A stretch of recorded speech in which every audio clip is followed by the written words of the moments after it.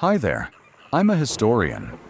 If you're having trouble sleeping tonight, I think my story might just help you drift off. For now, all you need to do is close your eyes. And if you have headphones nearby, go ahead and put them on. Let my voice and the sound of rain carry you gently into sleep. Now then, let's begin. You've heard stories about revolutions. You've heard of France, of America, of empires rising and falling in blood and banners. But tonight, we drift quietly into a rebellion most people have never been taught. One that changed the world, but was buried on purpose. One that didn't begin in a royal court, or a parliament, or a candlelit meeting of philosophers, but on a sugar plantation, under a burning sun, among those who were never supposed to be free. Tonight we travel to the Caribbean, to a land once called Saint-Domingue, known today as Haiti. A place that was once the richest colony in the New World, a glittering jewel of French power. A land so fertile, so productive, that it produced more sugar coffee and wealth than almost anywhere else on earth. But all of it, every grain, every coin, every luxury was built on something rotten.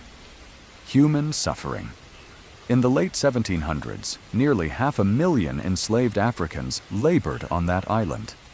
Whipped, branded, beaten, and worked to death, stripped of name, family, culture, and future. For every French plantation owner who grew rich, dozens of men, women, and children were dying in the fields, their stories lost in the sugarcane. And yet, from that same soil, something else would grow. A spark, a whisper, a resistance. Because one night in August of 1791, deep in the forests of the north, hundreds of enslaved men and women gathered in secret. They spoke of freedom. They performed rituals, some Christian, some voodoo. They shared plans. They made oaths. They prayed for their ancestors and sharpened their machetes. And what followed was fire. Within hours, plantations were burning. Slave owners fled or were killed. Chaos erupted not as mindless violence, but as organized rebellion. It was the beginning of something the world had never seen, the only successful slave uprising in history. A rebellion that wouldn't just end slavery, but create a new nation. Led by those who had once been owned. But here's the part that history rarely tells. The Haitian Revolution was the most radical revolution of its time. It defeated Napoleon's forces. It changed global trade. It sent shockwaves through every slave-owning nation on Earth. And for that reason, it was erased, silenced, minimized, because it made too many empires uncomfortable. So tonight, we're going to remember. In this long, quiet story, told in the dark, and meant to soothe as much as it teaches, we will trace the journey of a people who were never meant to rise, and yet did. We will walk through the cane fields into the barracks, into the battles, into the minds of men and women who chose to fight back. Slowly, relentlessly, until the flag of a new republic was raised not by generals in golden coats, but by the scarred hands of the formerly enslaved. So close your eyes if you haven't already. Let the sound of rain, or perhaps your breath, carry you into a distant past, far from the noise of modern life, far from power and textbooks and forgotten names, and into a story that deserves to be remembered not because it was perfect, but because it was real. This is the story of how the people of Haiti defied empire. And this is where it begins. Before the fire, before the rebellion, before freedom was even a whisper. There was Saint-Domingue, a small island in the Caribbean. Warm winds, clear water, green hills that roll endlessly under the sun. It looked like paradise. And for some, it was. For French colonists, Saint-Domingue was a dream made real. By the 1780s, it produced 60% of the world's coffee and 40% of its sugar. It was the crown jewel of the French colonial empire. No other colony made more money. No other land grew so much for European tables. The wealth was staggering. Sugar plantations stretched as far as the eye could see. Grand houses dotted the hills. Horses, silk silver spoons. Wine from Bordeaux, it was all here. Imported, lavish, displayed in fine porcelain and candlelight. But behind the glitter, behind the wealth, there was another reality. One that made all the rest possible. Because Saint-Domingue ran on human pain. Over 500,000 enslaved Africans lived on the island, 90% of the total population. For every free man, there were 10 slaves. They worked from dawn to dusk and beyond. In fields so hot, the ground seemed to breathe. In mills that crushed cane by hand. In kitchens where the fire never slept. Their lives were short, brutally short. The average life expectancy of a slave in Saint-Domingue was just over 21 years. They arrived by ship, packed tightly in chains. And once they set foot on land, the clock began ticking. Most didn't survive more than 7 years. They weren't considered people, they were considered tools. And tools, when broken, were replaced. Children born into slavery were treated as livestock. If they cried too much, they were starved. If they resisted, they were whipped. If they tried to run, they were chained or worse, mutilated as punishment. Saint-Domingue wasn't a land of freedom. It was a machine of profit, powered by violence, managed by terror, protected by law. And yet, it was also a land of tension, because the numbers told a dangerous truth. The enslaved outnumbered the free, and many of them remembered freedom. You see, a large number of slaves in Saint-Domingue weren't born into slavery. They were taken from West Africa. Some were warriors, some were farmers, some were royalty. They spoke languages, held beliefs, sang songs, and told stories that had survived generations. And deep inside, many carried something even more dangerous than anger. Memory. They remembered homes, names, freedom, and they knew, if only vaguely, that this life was not the only way to live. And above them all sat the Grands Blancs, the big whites, rich plantation owners. They lived in fear, though they rarely admitted it. Fear that their workers might one day rebel, that the tides might turn, that the sugar might be soaked one day, not in sweat, but in blood. And far beneath them, even beneath the enslaved, were those barely visible, the sick, the discarded, the too old to work, hidden in the shadows, waiting for death. This was Saint-Domingue, a land of beauty built on horror, a paradise, poisoned. So tonight, as you picture this island lush, warm, glowing under the moon, don't be fooled by the waves, the palm trees, the soft rustle of wind in sugarcane, because beneath that stillness, something was growing.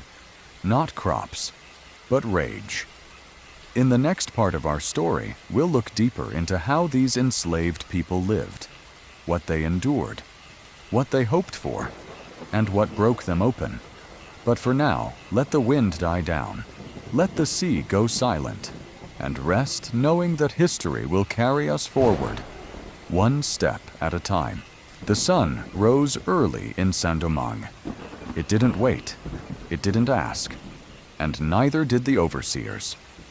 Long before the heat thickened the air, the bells rang, the gates creaked open, and hundreds of feet bare and cracked moved across the soil. A new day, another day. For the enslaved men and women of this island morning didn't mean a fresh start. It meant survival mode, again. The plantations ran on schedules tighter than steel. The cane fields stretched for miles, and each worker had a quota. How many stalks to cut, how many hours to grind, how many bundles to carry. Every day, no rest, no exception. The tools were dull. The heat was merciless. The hands bled. Backs broke. Ankles twisted and went untreated. If someone slowed down, they were whipped. If they fell, they were kicked. If they stopped moving, they disappeared.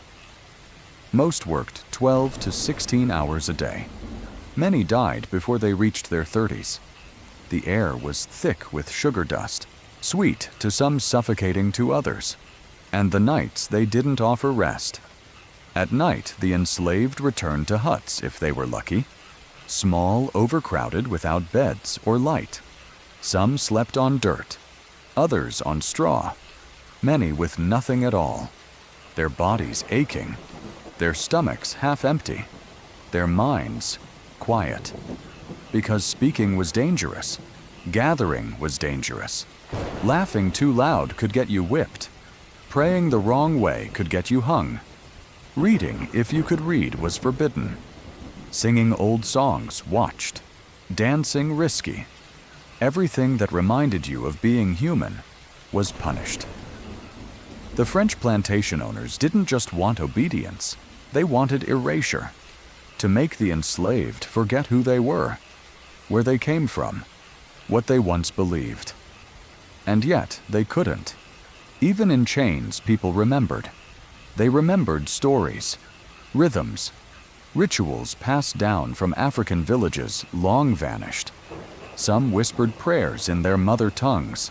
Some traced symbols in the dirt when no one was watching.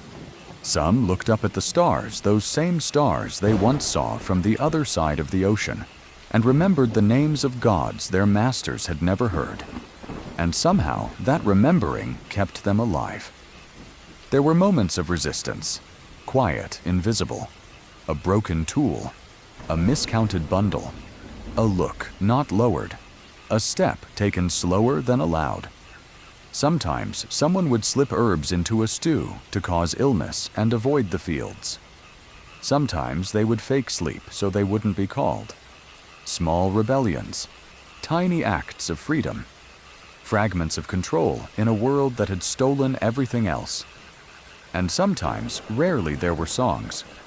Low, wordless, hummed from cracked lips as hands moved through the cane. Songs with no beginning and no end. Songs with no words, because words could be used against you, but even songs could be taken. Because under the Code Noir, the Black Code slaves weren't allowed to gather after dark. They couldn't marry without permission. Their children could be sold away at any moment. And punishment was creative, public, intended not just to hurt, but to teach. Some were whipped until unconscious, others branded with hot iron, others mutilated ears, cut faces, marked legs, shattered, left alive, to remind the rest what happened when you forgot your place. And still, they endured. Because even in that hell, there were mothers who rocked their children to sleep, elders who told half-remembered folk tales, lovers who carved initials into trees, men who watched the sunrise and said quietly, "Not forever." They didn't know when or how, but somewhere deep inside they knew this would end, and they would be the ones to end it. In the next part, we'll explore the system behind this horror, the Code Noir, a set of laws designed to legalize cruelty, a handbook for domination, a script written to make pain feel orderly. But for now, close your eyes. Let the wind in the cane fields fade. Let the stars above speak. And know that memory is a rebellion all its own. In every system of control, there must be rules. And in the world of Saint-Domingue, where freedom was forbidden and cruelty was currency, those rules had a name. Code Noir, the Black Code. A legal document written by the French Crown in 1685. 59 articles, bound in ink, enforced in blood. On paper, it looked like law. In practice, it was a manual for dehumanization. It told slave owners how to treat their property, how to punish, how to feed, what was permitted, what was required, what could be ignored. It began with a contradiction. It declared that all slaves must be baptized Catholic, but also made it illegal for them to worship outside the presence of a master. It said slaves had souls, but not rights. They could be punished at will. They could not testify in court. They could not legally marry unless approved by their owners. Their children belonged to the master the moment they were born. The code laid out punishments like recipes. Run away, once branded with fleur-de-lis. Run away twice. Cut one ear off. Run a third time. Death, if a slave struck a master even in self-defense. Execution, if a master killed a slave accidentally during punishment, no consequence. Slaves could not own property, could not gather in groups, could not sell goods, could not even speak certain languages for fear of secret organizing. But the code wasn't only about restriction, it was about rationalizing oppression. It framed cruelty as order. It turned horror into procedure. Article by article, it made violence bureaucratic, predictable, clean. And for French colonial officials, that was the point. Not to reduce suffering, but to manage it. Not to prevent resistance, but to contain it. Even mercy had limits. The code required masters to give their slaves a day off Sunday, but made no provision for health rest or protection. It advised providing clothing once per year, and food. Whatever was customary, it was not a law designed to protect. It was a law designed to prevent shame, to make the empire appear civilized, even as it devoured its workers whole. And it worked. The Code Noir was exported to other colonies, spread, adopted. It became the backbone of plantation society across the Caribbean. And perhaps most chilling of all, it was presented as moral, as just, as necessary. Even in France, intellectuals read the code and nodded. It was balanced, they said, efficient. And thousands of miles away in the fields of Saint-Domingue, people bled beneath its logic. But not forever. Because while the law sought to silence them, something louder was growing. A voice, a fire, a leader. And soon the world would know his name. In the next part of our story, we'll meet him not yet, a general not yet, a governor, but a man still in chains, a coachman, a reader, a mind sharper than any whip, Toussaint Louverture. But for now, rest your thoughts. Let the weight of ink and injustice drift away. Let the fire go dim and the page close. The law may have been written to last forever, but history rewrites itself.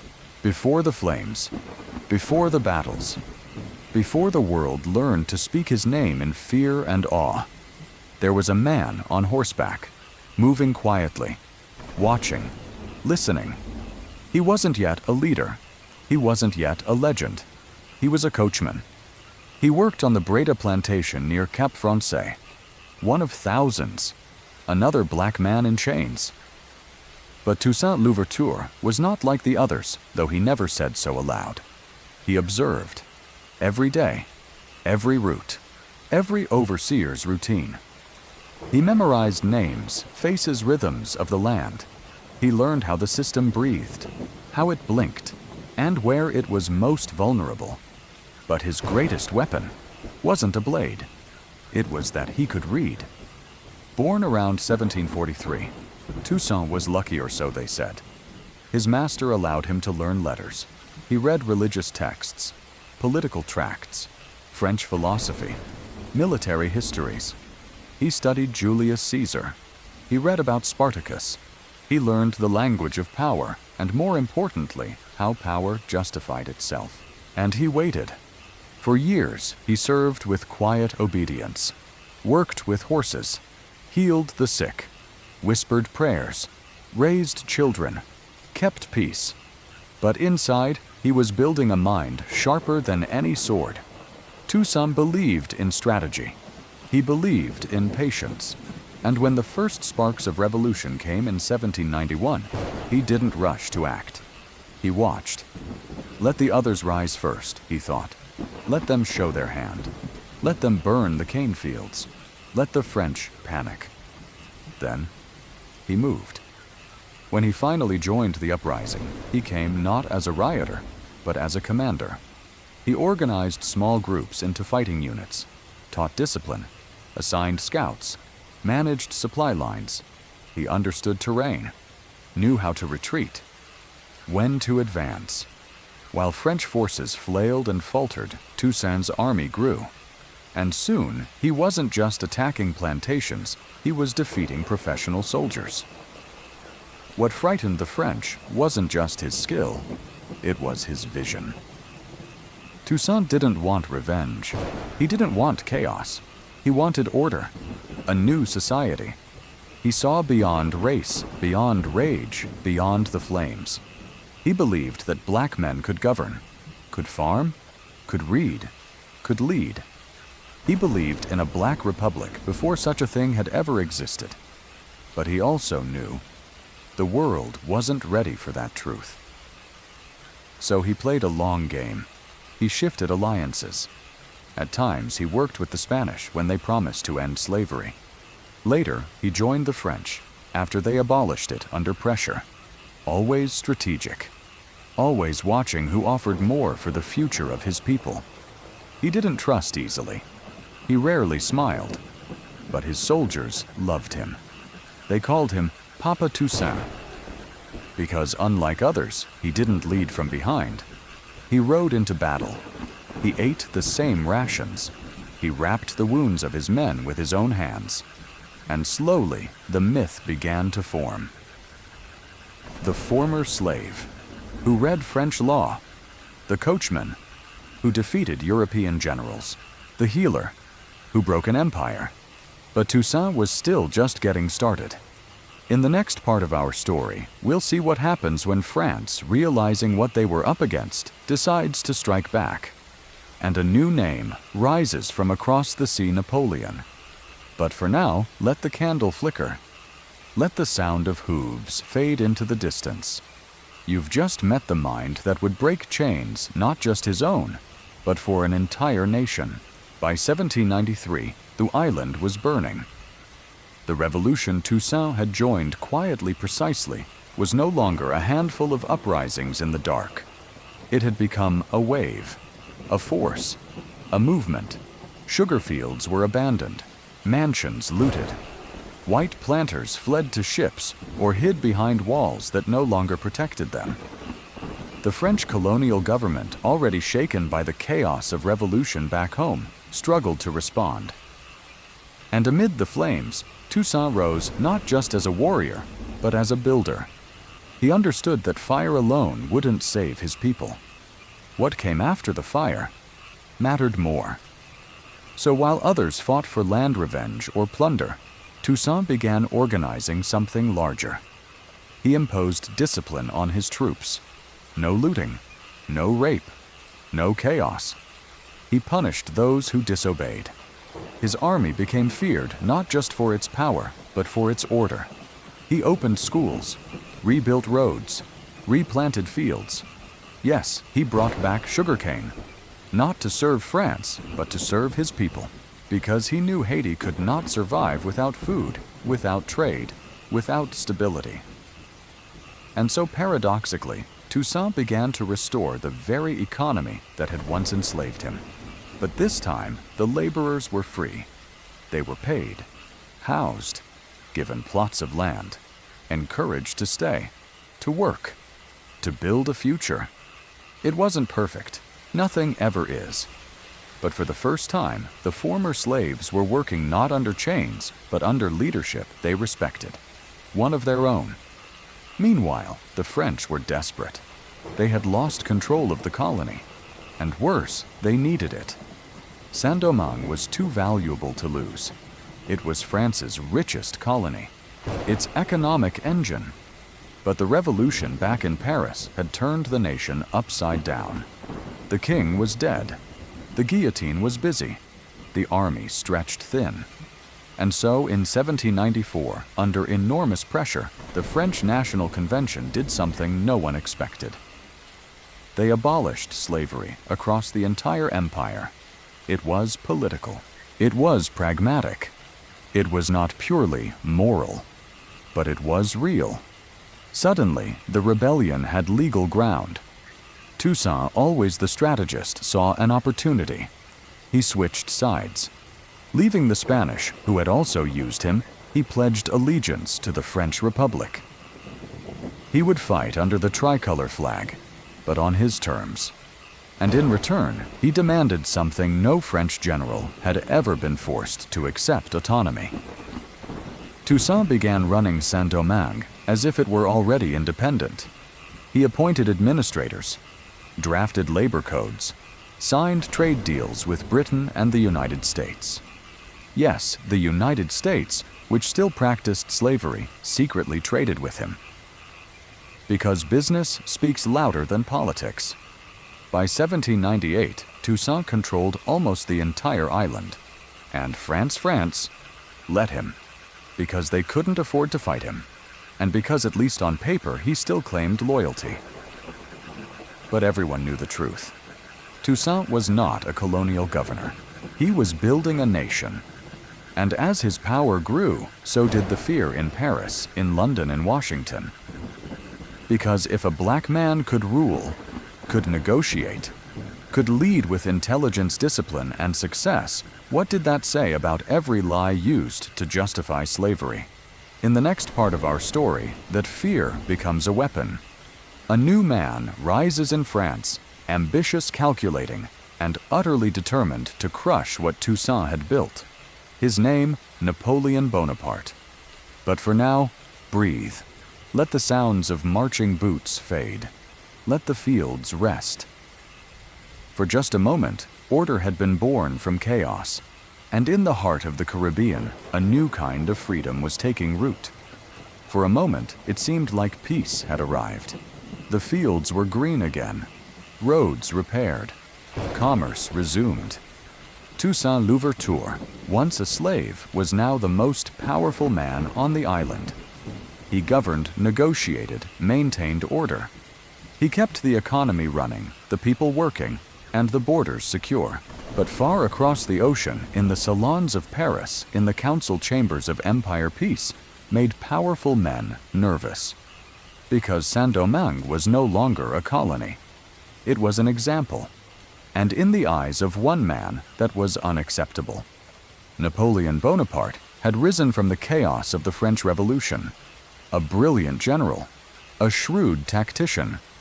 He saw himself as the restorer of glory, the one who would rebuild France not just in Europe, but across the seas. To Napoleon, Saint-Domingue wasn't a republic in progress. It was lost property, and he wanted it back. In secret, he planned an expedition, one of the largest colonial invasions in history. Over 50,000 troops, 21 warships led by his brother-in-law, General Charles Leclerc. The mission: remove Toussaint from power, restore French authority, and most ominously, reinstate slavery. He never said it publicly, not at first, but the orders were clear. Freedom in the colonies, he believed, was an accident, a mistake of the revolution, and it was time to correct it.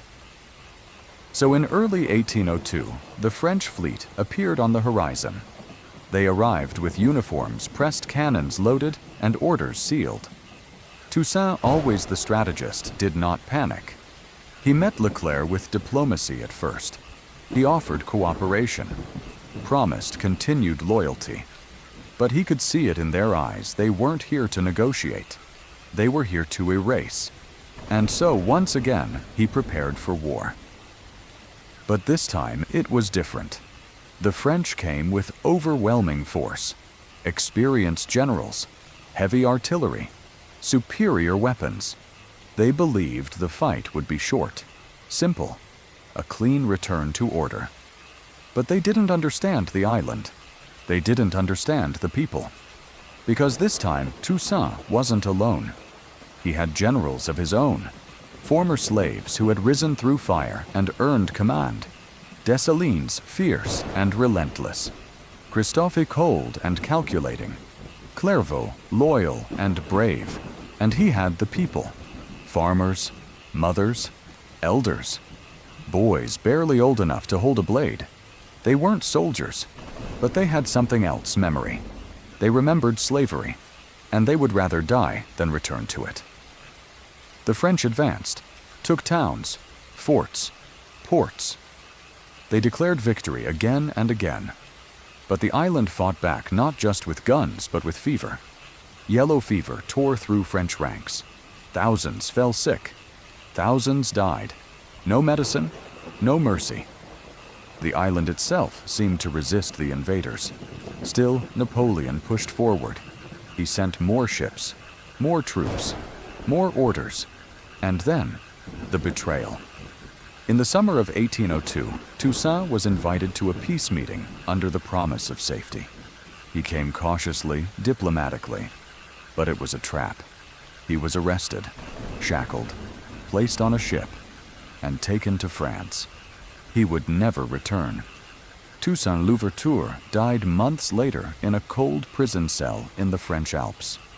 Far from the sun, far from the island he had helped to free. Alone. His final words: "In overthrowing me, you have only cut down the trunk of the tree of liberty. It will grow back from the roots, for they are numerous and deep." And he was right, because though Toussaint was gone, the roots remained. And soon they would rise again with fire and fury, and a leader even less forgiving. In the next part of our story, we meet Dessalines, the man who would not negotiate, the man who would not be tricked, the man who would burn the idea of slavery from the soil itself. But for now, let the sails fall still. Let the ocean quiet. And remember, the might of an empire can be broken by the memory of a whip. Toussaint Louverture was gone. The man who built a nation with diplomacy and discipline now lay in a frozen prison cell in France, thousands of miles from the island he loved. For a brief moment, the French believed the war was over, that Saint-Domingue would fall back into line, that the colonies would return to order. But they had forgotten something. Toussaint was the mind, but Dessalines was the fire. Jean-Jacques Dessalines had fought beside Toussaint for years, a former slave, brutalized in youth, hardened by war. Where Toussaint led with strategy, Dessalines led with rage. And now, Toussaint's capture had lit that rage into something unstoppable. He had seen the French lie, seen them promise peace, then drag his leader in chains across the sea. And he made a decision. There would be no more trust, no more negotiation, no more return to slavery. The French wanted the old Saint-Domingue back. Dessalines would make sure there was nothing left to reclaim.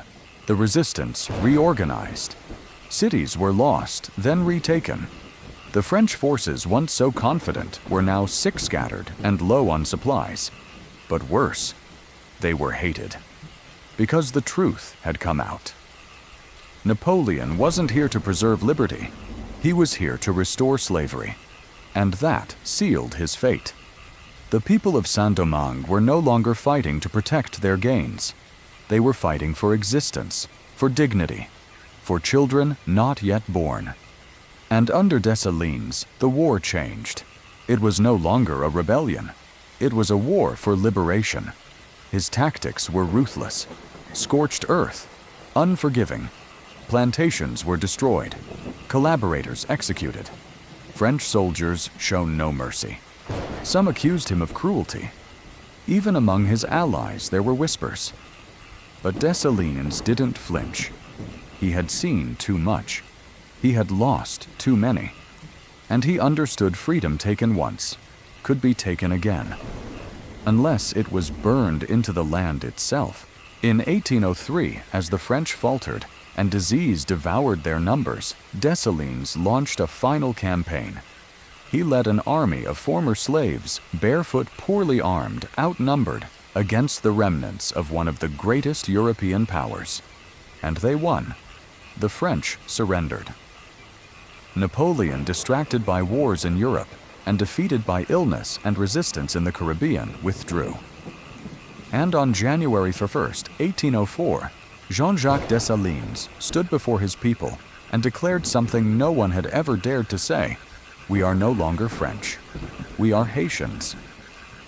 With that, Haiti became the first independent black republic in the world, the first nation born from a slave revolt, the first time the enslaved had not just resisted, but won.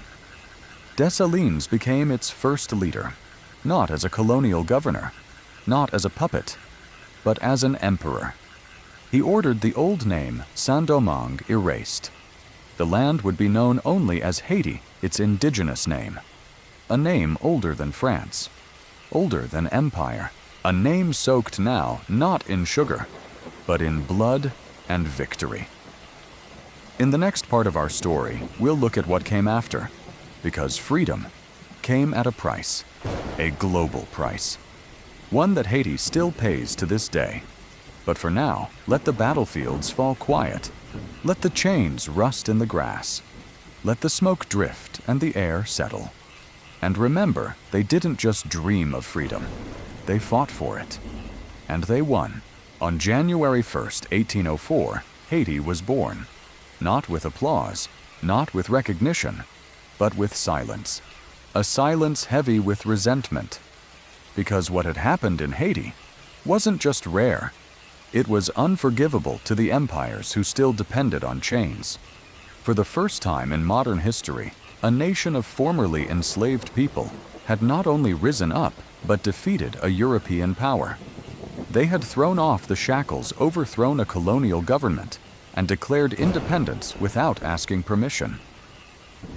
To those in power, especially in slave-owning nations, this wasn't a victory. It was a threat. In the United States, where slavery still thrived in the South, the response was immediate and cold. President Thomas Jefferson himself, a slaveholder, refused to recognize Haiti. He feared what it would inspire, feared that black Americans might see the impossible, become real. And so America turned its back. Trade was cut off. Haitian diplomats were ignored. No embassy, no handshake, no letter of congratulations, just a quiet, calculated wall. France's reaction was even more bitter. Humiliated, weakened, and enraged by the loss of its richest colony, the French government refused to recognize Haiti's independence. Instead, they plotted. For years, French ships lingered in the Caribbean, watching, waiting, hoping the new nation would fail on its own. And when it didn't, they turned to another strategy debt. In 1825, 2 decades after Haiti declared freedom, France returned not with armies, but with contracts. They offered recognition, but at a price. They demanded reparations not for the war, not for the land, but for the loss of their property. They wanted Haiti to pay for the loss of its slaves. The cost, 150 million gold francs. It was an unpayable sum, a shackle of another kind. And under threat of invasion, Haiti agreed. The world didn't condemn this injustice. It applauded the stability. Meanwhile, Britain, though slowly abolishing slavery in its own empire, refused to support Haiti openly. Spain watched from a distance, wary of losing its own colonies. And the Catholic Church, long a moral voice, said, nothing. No international celebrations. No inclusion in treaties. No aid. Just isolation. Because Haiti, simply by existing, asked a question the world wasn't ready to answer. What happens when the enslaved take back power? And the answer for most nations was fear. Haiti was quarantined not by disease, but by ideology. And this punishment worked. Trade slowed. Credit vanished. Internal divisions grew. The debt crushed the economy for generations. And as Haiti struggled to survive, the world pointed fingers and said, "See, they can't govern. They're unstable. They're poor." But they never said why. Never mentioned the embargoes. Never admitted the sabotage. Never paid back what they demanded in the first place. So tonight, as you lie in peace, know this: Haiti did not fail because it was free.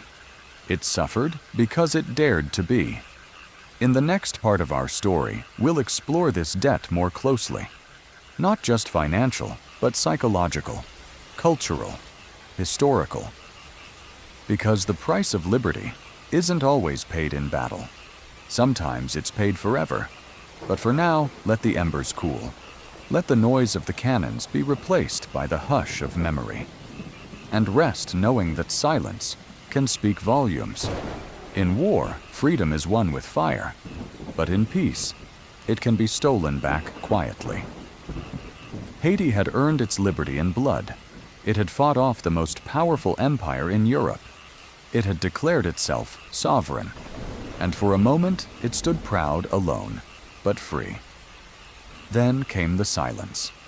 The walls, the trade blockades, and finally, the bill. In 1825, French warships returned to Haitian waters, not with soldiers, but with signatures.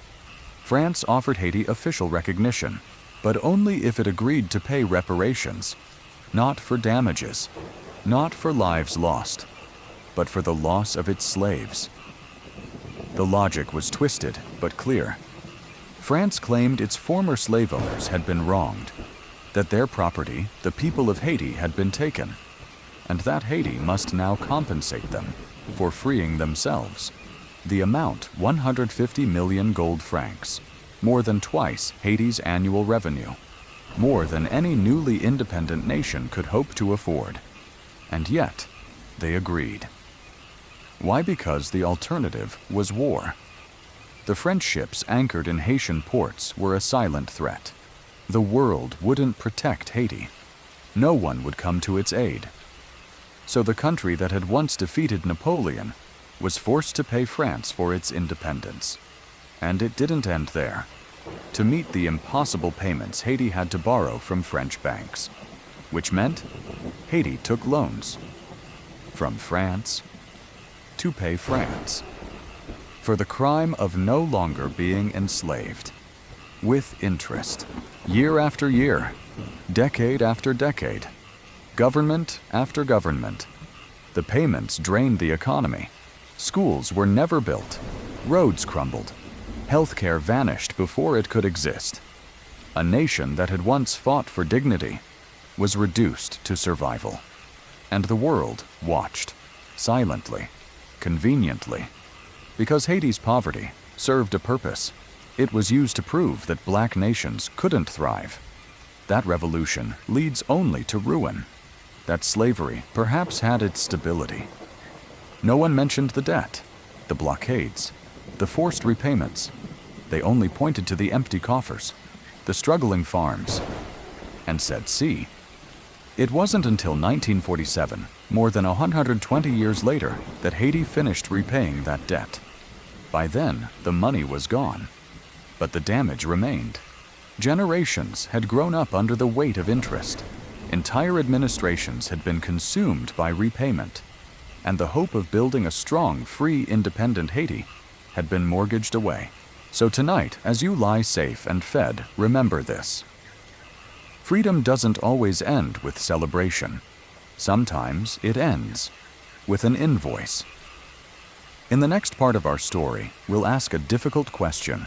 What would Haiti have become if the world had simply let it live? But for now, let the paper rest. Let the ink dry. Let the debt fall silent just for a while. They paid, they endured, they still do. Let's pause, not to relive the pain, but to wonder, to ask a question that history avoids.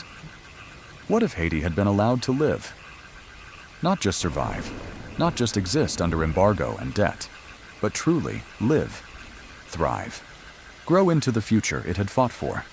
Close your eyes if you wish. Let the world go quiet. And imagine, the year is 1804. The war is over. Haiti is free. And instead of warships, the harbor sees merchant sails. Instead of sanctions, it receives partnerships. Instead of isolation, recognition. France, though defeated, acknowledges Haiti's independence. No ransom, no debt, just the dignity of loss and the wisdom to let go. The United States itself, a young republic, embraces Haiti, not as a threat, but as a fellow nation born from revolution. They trade goods, share ideas, build bridges, not blockades. Britain, moving toward abolition, supports Haiti as a symbol of progress. Spain, wary but pragmatic, opens ports, and the world begins to shift. Haitian farmers no longer toil just to survive.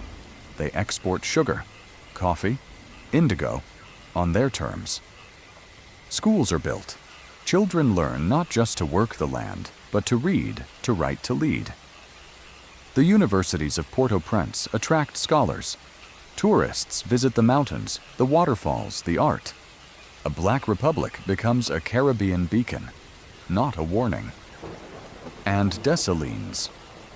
He governs firmly, but without paranoia. He steps down in peace, passing power to new leaders, not overthrown in silence, but succeeded in elections. The Haitian flag flies proudly next to those of other nations equal, not erased. By 1850, Haiti is not struggling. It is inspiring. And when the American Civil War arrives, Black soldiers in the North wear buttons made in Haiti. Their boots are Haitian leather. Their banners echo a revolution born decades before. And when colonized nations in Africa begin to dream of freedom, they don't have to imagine it. They look to Haiti not as tragedy, but as proof. This world never happened, but it could have. And that's the heartbreak. Because the world did not fear Haiti's failure, it feared its success. A successful Black Republic in the 1800s would have shattered centuries of lies. It would have undermined every empire, every plantation, every chain. And so, it was punished, not by invasion, but by silence, by tariffs, by debt, by the slow suffocation of possibility. So tonight as you rest, let yourself imagine, not a broken Haiti, not a poor Haiti, but a Haiti that was allowed to become what it had earned. A nation not of pity, but of pride. In the next part, we return to reality, to the long decades that followed, to the struggles that continued, and the strength that refused to die. But for now, let the dream linger a little longer. Let the future that never was drift beside you, and sleep in the quiet hope that one day such stories won't have to be imagined. Freedom had come, but peace never fully arrived. After 1804, Haiti stood alone, and staying free proved harder than becoming free. The new nation carried more than its dreams. It carried wounds, from war, from betrayal, from debt, and from the silent hostility of the world around it. Inside the country, power was fragile. Jean-Jacques Dessalines, the fiery general who declared independence, ruled with strength but also suspicion. He feared betrayal, feared division, and in 1806, just 2 years after the birth of the nation, he was assassinated. His death shattered what unity remained. The island split. In the north, Henri Christophe, another former slave, another general, crowned himself king. He built palaces, castles, tried to prove to Europe that Black royalty could be just as grand. But his rule grew rigid, heavy, and isolated. In the south, Alexandre Pétion, of mixed race and with support from the lighter-skinned elite, founded a republic. But inequality deepened. Colorism grew. The wounds of colonial hierarchy didn't vanish. They mutated. And so the 19th century became a cycle. Leaders rose and fell. Constitutions were written and rewritten. Coups, assassinations, rebellions. Some sought unity, others sought power. And still the debt to France loomed above all, a burden no government could escape. By the late 1800s, Haiti had become a nation of survival. Proud but battered, resilient but exhausted. And then came the outsiders. In 1915, the United States invaded. Officially, it was to restore order, to stabilize the region, to protect American interests. In truth, it was about control. American Marines occupied Haiti for 19 years. They rewrote the Constitution, took control of customs, built roads, yes, but also installed puppet leaders. They dissolved Haiti's parliament, shot protesters, and reintroduced forced labor for infrastructure. It was colonization without the name. And when they finally left in 1934, the scars remained. One by one, Haiti tried to rebuild, but every step forward was met with pushback, external or internal. Corruption, interventions, natural disasters, and always the shadow of debt. The weight of an independence never truly honored. Yet something persisted. In every generation there were people who remembered. Teachers who taught about Toussaint in whispered tones. Artists who painted freedom in bold colors. Drummers who kept the old rhythms alive. Children who carried the flag not as ornament, but as inheritance. Because even as the world tried to reduce Haiti to headlines, poverty, disaster, instability, its people knew the truth. They had done what no one else had. They had defeated empire, and they would never bow again. Not to France, not to the United States, not to anyone who came with chains of iron or of interest. In the next part of our story, we reflect on what it means to be remembered and what it means to be erased. But for now, let the dust settle. Let the pages turn slowly. And let the memory of that first uprising under moonlight, with whispered prayers and sharpened blades, stay burning. Just beneath the silence. You've made it. 3 hours. A journey across centuries, oceans, empires, and silence. From sugar fields to battlefield. From chains to declarations. From fire to memory. This was never just the story of Haiti. It was the story of a question that echoes louder with every generation. Why don't we learn about this? Why aren't school children taught that the most successful slave uprising in history happened? That men and women taken from Africa rose up and defeated Napoleon himself? Why do textbooks skip the part where the first Black Republic inspired freedom across the Americas? Why do we know about Washington, but not Dessalines, about Jefferson, but not Toussaint? The answer is uncomfortable, because this story didn't fit.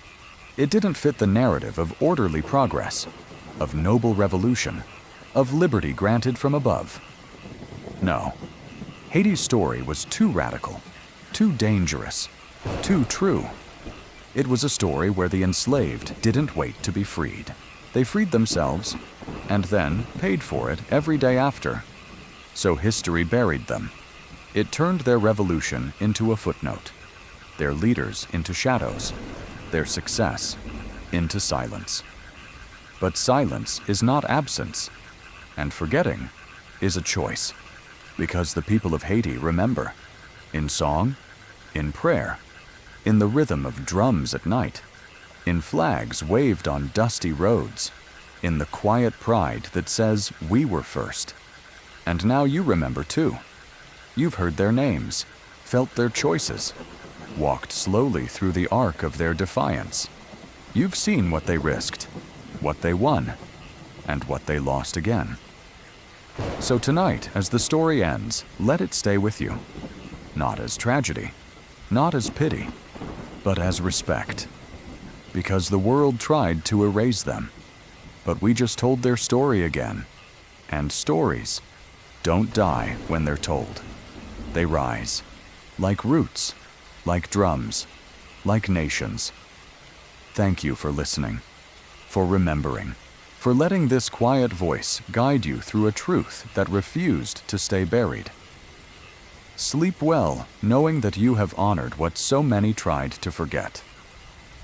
And when you wake, carry it forward. We told their story. But even now, after 13 parts, after battles, betrayals, debts, and dreams, there's something still lingering. Something that sits quietly in the air between history and now. A question. What else have we forgotten? If the story of Haiti could be erased, buried, twisted, and ignored, what other truths sleep beneath the surface? Because Haiti isn't just a lost chapter. It's a mirror. It reflects the patterns we still live with. How freedom is often conditional. How power rewrites the past. How voices from the margins are silenced not with violence, but with absence. In classrooms, revolutions are taught in order 1776, 1789, 1917, but not 1804. Why? Because Haiti's story demands that we question the world not just then, but now. It challenges the idea that only certain people are ready for freedom, that only certain governments are legitimate, that liberty is something granted rather than seized.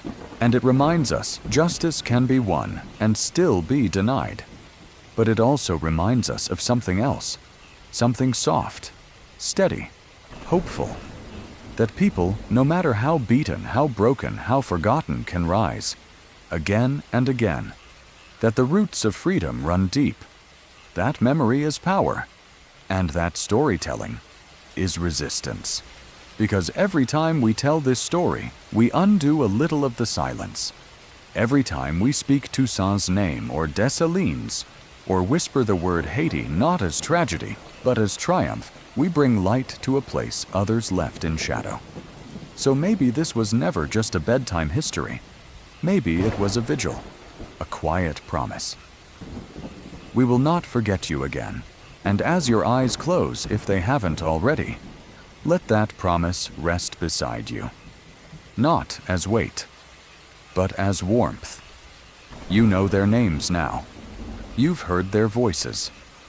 And that is the beginning of remembering. Forever. We began this journey in silence. A quiet voice, a forgotten place, a story buried under centuries of dust and discomfort. Now, after everything you know, the names, the struggle, the fire, the betrayal, and the cost. But before we part ways, there's one last thing to say. Because Haiti's story doesn't end in 1804, or 1825, or 1947, or even now. Haiti is not a relic.